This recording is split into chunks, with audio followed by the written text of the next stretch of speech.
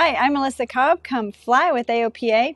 We'll see the Joby S4 electric vertical takeoff and landing aircraft in flight. Tag along on a checkout in the AOPA Sweepstakes Cessna 170 and join us as we honor the heroes of general aviation.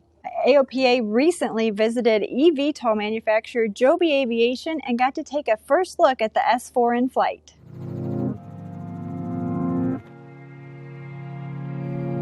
Will the eVTOL dream become a reality? The dream that hundreds of quiet, efficient aircraft will deliver passengers to their urban destinations in a matter of minutes? Joby founder Joby Aviation thinks so. And what I realized when I was in college was that with electric propulsion, we could build a vertical takeoff and landing aircraft that was dramatically quieter than traditional aircraft. And this aircraft is the realization of that dream. The aircraft is the Joby S4. It's a tilt-rotor eVTOL designed to hold a pilot and 4 passengers. It can cruise at 170 knots and has a range of up to 130 nautical miles. The aircraft combines traditional carbon fiber wing and control surfaces with 6 electric tilt rotors. Fly-by-wire flight computers take control inputs and convert them into digital signals to manage the S4's multiple flight and thrust modes. And for redundancy, there are 3 fly-by-wire computers. The system fulfills one of Joby's primary mandates, that the aircraft be easy to fly. Chief Test Pilot James "Buddy" Denham worked on developing the flight control system using what he learned working on the Lockheed Martin F-35 project. It really boils down to give the pilot what he wants for the last 100 years. Direct control of flight path, speed, and direction. So speed is on the left-hand side. It's go fast, go slow, center detent, hold speed. The right-hand side, if you push forward, the houses get bigger, pull back, the houses get smaller. Left is left, right is right. That's all you have to remember. Right now, Joby is remotely piloting the S4 for flight test at the company's Marina, California facility. So far, more than 1,000 hours of flight testing have been logged. Also in Marina, composite components are made using state-of-the-art robotic tape placement tooling. There are 2 autoclaves for curing the components under specific high-temperature conditions. Battery and propulsion components are assembled and tested at Joby's San Carlos facility. Yet another site in Santa Cruz has what Joby calls the Whirly, a circular test track for testing engine and propeller service life. Joby's business model is vertically integrated, which means that the company controls every part of the aircraft's manufacturing and operation. In effect, it will sell S4s to itself, then use them as shuttles under the Uber-style business model. Joby's aiming for an entry into service by 2025. There are a lot of challenges to overcome to get there, but Joby is optimistic. We're so excited to bring this technology and this experience to people around the world, where you can pull out your phone and with just a click get a ride in a Joby aircraft. We're so excited to be launching that in just a few years. Hi, Tom. Well, you've gotten to fly the Joby simulator and you've been out to their facility. Tell us, what are your takeaways from the time you've had with Joby so far? Well, Joby's been famously secretive over the past few years, and so I was more than happy to just have a close-up look at it, let alone seeing the assembly of the prototypes that they did, and to actually see it flying. Okay, you don't see these things flying very much. You see them flying on websites, and you wonder if it's a manipulation of the imagery, but no, it actually flies. And the other thing that struck me was how quiet it was. They say 45 decibels, but I don't think you could tell the difference in a city environment. You wouldn't even know. Oh, wow. The big reason is the propellers. The blades are so long, and the propellers turn very slowly. between 250 and 850 RPM. That's all. They've got about $1.9 billion to work with, and that's about what you need to get one of these things tested, certified, and in service. Okay, and most of the other manufacturers don't have anywhere near that kind of money. So it's looking very good for Joby in the near and distant future. Whether they make 2025 or not, don't know. Same thing, you could say the same thing about the others, but we're getting there, but it's taking longer than they originally anticipated. Oh, okay. All right, cool. Well, thanks, Tom. And Sure. hey, for you viewers at home, let us know what you think about the Joby S4 down in the comments below. Is it too futuristic for you, or is the future now? Well, a couple of AOPA items on the safety and advocacy front that I want to bring you up to speed on this week. First, the AOPA Air Safety Institute has released a new accident case study, and it's called Risk Stacking. And they analyzed the chain of events that led to a fatal accident in Idaho.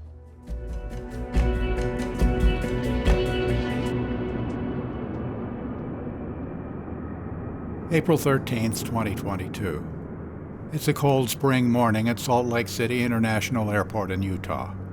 A cargo pilot is departing runway 16 left in a Cessna 208 Caravan, November 928 Juliet Papa. Her destination is Burley, Idaho, 133 nautical miles to the northwest. The forecast for Burley calls for VFR conditions, but spring weather in Idaho is often unpredictable. This year the weather has seemed especially volatile, and the pilot knows not to put too much faith in the forecast conditions. The day before, she attempted the same run and was forced to divert. Earlier this morning, she received a full weather briefing and consulted with other staff pilots to help inform her launch decision. Deeming the conditions suitable, the pilot decided to proceed. Her IFR flight plan will take her from Salt Lake City to Burley Municipal Airport, using the GPS approach to runway 20 at Burley. You can watch the full accident case study on the AOPA.org website or on the Air Safety Institute's YouTube channel, and we'll drop the link to both of those in the description below. Well, on the advocacy front, the hangar shortage is something that has been hitting aircraft owners nationwide. It's particularly hitting owners hard in Yakima, Washington at the airport. They're going to be demolishing 20 hangars there, and so tenants got eviction notices for May 31st. Now, it's all part of airport improvement plan. The problem is that no one has bidded to build more hangars yet, and so there's going to be a period of time where the aircraft owners are going to have their aircraft tied down outside on the ramp because there really is just no other hangar availability there in the area. So AOPA is working on the issue specifically there in Yakima, but we're also working on it nationwide. And so AOPA asks anybody in the GA community who knows of a hangar shortage, or if you become aware of tenants being evicted from their hangars, actually without having other suitable shelter to go to, contact us at our AOPA Pilot Information Center. That number is 800 USA AOPA. All right. Well, this week we honored several general aviation heroes at the R.A. Bob Hoover Trophy Reception in Washington, D.C. Let's take a look at a few of these highlights. We're celebrating the magic of flight. We're celebrating our heroes, and we're continuing the legacy. And this is a legacy we're celebrating, and this is our legacy. And so every person who is receiving this award deserves it, because they're keeping our legacy alive. So this is a special night, and it's about bringing people together, as Sean said, to recognize things that are good in aviation. And these prestigious awards, the Hartranft and Sharpless Award, the GA Safety Award, the Brigadier General Charles McGee Aviation Inspiration Award, the Future of Flight from our AOPA Foundation, of course, the Bob Hoover Trophy winner for this evening. Thank you again for everyone here tonight. We greatly appreciate your support. The winner of the Charles McGee Aviation Inspiration Award.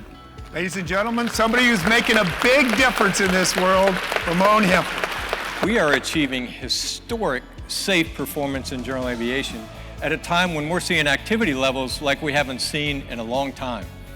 I'm proud to tell you that general aviation is safe, safer than it ever has been, and trending even safer than that. We recognized that there were some people and some individuals that were achieving successes that we thought the entire industry needed to hear about, and so we created the AOPA General Aviation Safety Award. Please join me in congratulating NATCA and Rich Santa, the president of NATCA, to accept the award.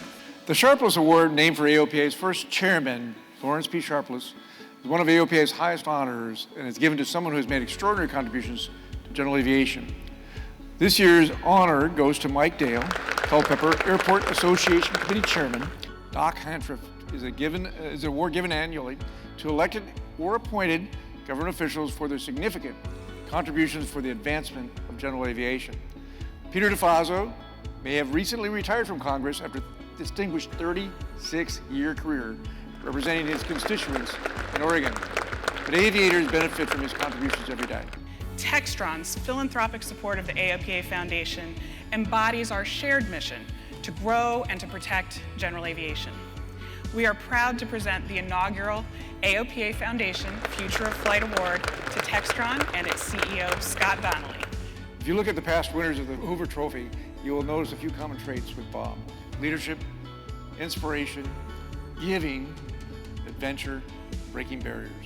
This year's winner has no shortage of those important traits and has truly embodied the spirit of aiming high, motivating others to truly follow his path. A very warm welcome to the man, the mountain, the Inhofe.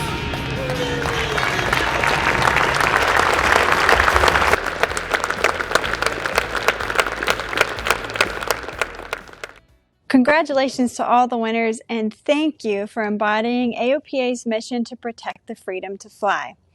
Well, one of the most exciting aspects of AOPA membership is the AOPA Sweepstakes airplane. Members love watching the restoration and dreaming of winning it. Well, AOPA's Kayla Hunt, who's been heading up the restoration, finally got the chance to fly the Sweepstakes Cessna 170 with its new engine. It's a Continental Prime IO 370 and it's 195 horsepower. Let's see what she thinks of it. I'm Kayla Hunt, one of the Sweepstakes project managers, and I am here with the Cessna 170 at AOPA headquarters in Frederick, Maryland. And today, Dave Hirschman and I are gonna go fly the airplane and get to know it a little bit more. Clear! Visibility 10, ceiling 9,500 broken. Clear for takeoff 3224 Alpha. Alright, so gonna come around here, get the tail wheel straight. Okay, here we go.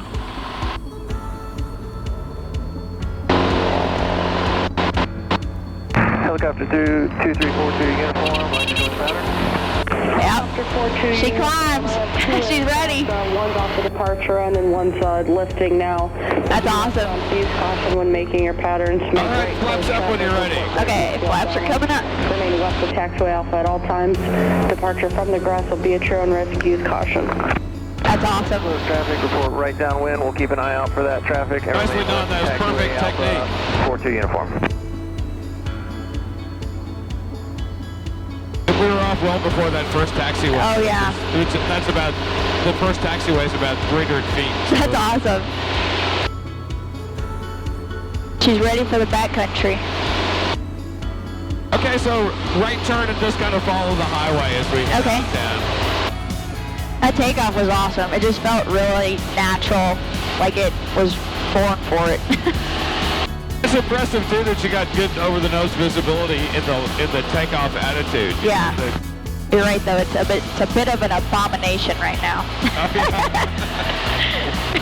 This the panel is right. Yeah, I just love the 275 in the middle with everything else. Looking how it looks. Yeah, the rest of it will be all that bright and readable. Yeah. It was at this moment that we unfortunately lost our cockpit audio, but Dave and I are currently en route to Green Landings Air Park. On our way over, I had a little fun following the Potomac River. On short final for Green Landings, I set myself up for a traditional short field 3-point landing. The 26-inch Alaskan bush wheels kissed the ground a couple hundred feet down the runway. Not only was I impressed with the feeling of the bush wheels on the grass, but I also noticed the difference that the wing cuffs made. I was landing at significantly slower speeds than I was used to landing at prior to the wing cuff install, courtesy of Dave Stutz and David Lonnie. After a few more takeoffs and landings in every possible configuration, and even a planned go-around, we decided it was time to head back to Frederick. For the last takeoff, Dave wanted me to take off with no flaps. I wasn't expecting the airplane to get off the ground as quickly as it did, not to mention the climb rate.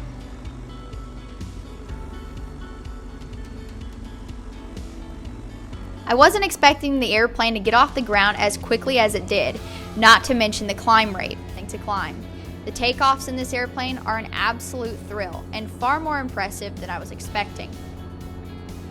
Let's just say I'm going to be really sad to see this airplane be given away at the end of the year. This 170 is an airplane I would love to own. It's a very practical, efficient family hauler with impressive backcountry capabilities, making it ready for almost any adventure. After this morning's flight, it's official. I have an hour or two of time in the Sweepstakes Cessna 170B, and my mind was blown. From the first takeoff to the first landing, this airplane is a true backcountry beast. It is a real performer. I was not expecting it to be the airplane that it is now. Really, my mind is blown. And it's all thanks to Continental, their 195 horsepower engine, Dave Stutz and Barnstormer's Workshop down in Georgia. This has been a real joy to be a part of, and I cannot wait for the avionics install after Sun and Fun, paint, and interior, so stay tuned. Well, looks like a lot of fun, and if you're going to be at Sun and Fun next week, be sure to stop by the AOPA campus. The Sweepstakes 170 is going to be on display there, and you can get up close and personal with it. Now, we're also going to have the AOPA Extra 300L on display at the campus. That's the airplane we're auctioning off to support our efforts to promote general aviation. That auction is actually off and running, and we already have bids. See the latest on aircraftbidder.com. We're going to drop a link to that in the description below. And we hope to see you at Sun and Fun. We'll be there. I'll be there. Let us know in the comments if you're going to be going and where you're heading in from. And remember, when you buy your ticket for Sun and Fun, enter this code, AOPA701. That's going to let you save $30 on a weekly ticket or $5 on a daily ticket. We'll drop a link and that promo code down in the description below. Well, I hope you enjoyed this week's episode of Fly with AOPA. Be sure to like and subscribe to stay up to date on all the latest videos. And this week, we leave you with some flying footage from Jim Smitty Smith. He's flying over Lake Texoma. We featured that lake before, but he's taking us into Cedar Mills Airport at the Cedar Mills Marina and Resort, where you can pitch a tent by your airplane. Well, be sure to send in your favorite flying videos at the link in the description. You just might see them on an upcoming show. And as always, if you're not already an AOPA pilot, we'd love for you to join us. Just click the link at the end of this video to learn more. We'll see you next week.